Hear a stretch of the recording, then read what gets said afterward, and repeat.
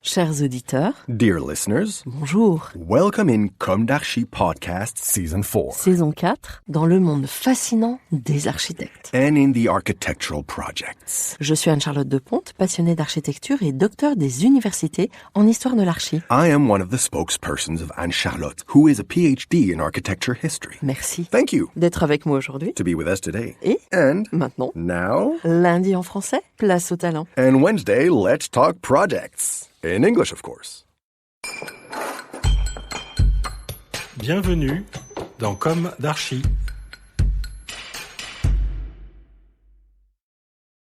Chers auditeurs, ravis de vous retrouver aujourd'hui en compagnie de Cédric Petit-Didier et Vincent Prioux, architectes associés de l'agence d'architecture déjà bien identifiée, Petit-Didier Prioux.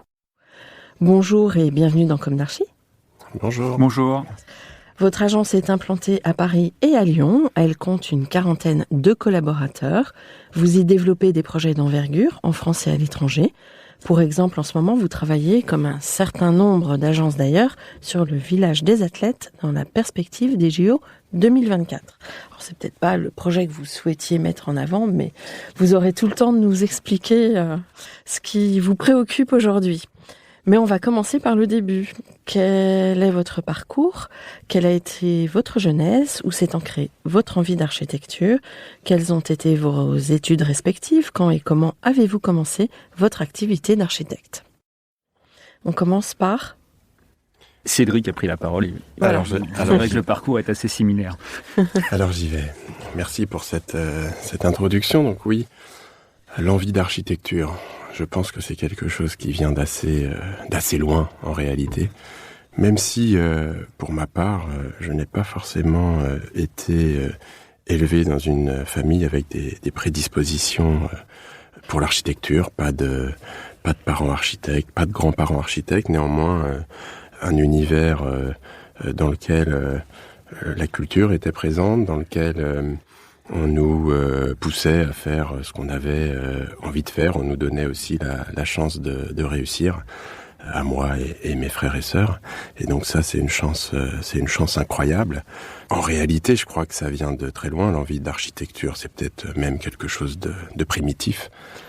Mais... La cabane, se mettre un toit sur la tête, savoir construire quelque chose, un abri, se protéger. Alors de quoi, je sais pas, c'est pas ici qu'on va trouver la réponse, mais il y a forcément, je pense, quelque chose comme ça.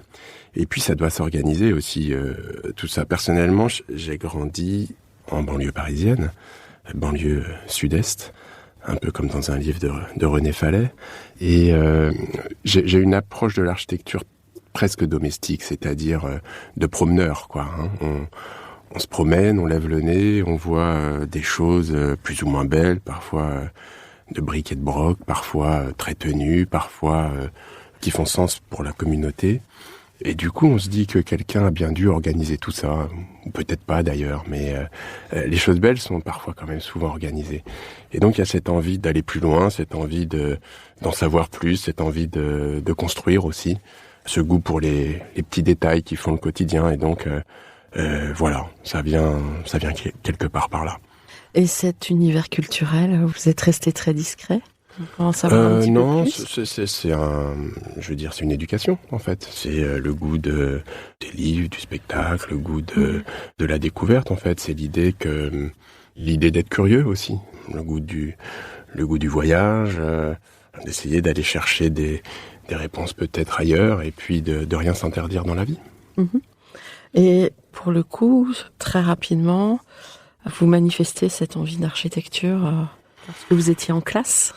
Non, moi je pense que ça a dû venir très tôt. J'ai dû en discuter. J'ai pas beaucoup de souvenirs de cette période-là en fait, mais j'ai pas non plus le souvenir d'avoir eu envie de faire autre chose. Ouais. Tout petit. Voilà. Après, on se fabrique aussi sa propre culture architecturale, sa curiosité. Et puis c'est parti comme ça. On y va.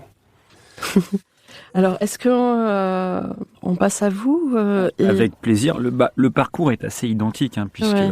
À peu près la même culture, la même cellule familiale. J'étais pas en région parisienne, mais j'étais plutôt en région. Et pareil, j'ai dû décider que c'était plutôt ma voie vers 8-9 ans. Et puis du coup, après, j'en ai pas forcément dévié. Voilà. Et après, on s'est rencontrés, premier jour d'école à Paris-Val-de-Seine, et puis on a fait nos études et notre parcours scolaire ensemble, du moins dans l'architecture. Et puis on a migré chacun dans 2 agences différentes, avec une production extrêmement intéressante, parce que Cédric était chez Nasrin Serradji et moi j'étais chez Lipski Rollet. Donc même physiquement, on n'était pas très loin tous les deux. Et surtout, on est rentré en agence quand on était encore à l'école.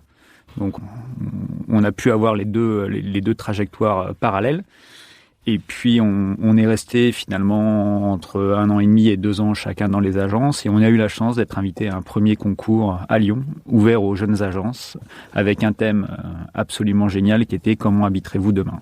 Et donc on a été sélectionné à participer à ce concours. On a passé le premier tour avec une dizaine d'agences. Et puis après on a été sélectionné, on n'était plus que 3 et on a gagné ce concours, ce qui nous a fait démarrer. Retrouvez l'intégralité de cet épisode sur Apple Podcast, Acast, Deezer, Spotify.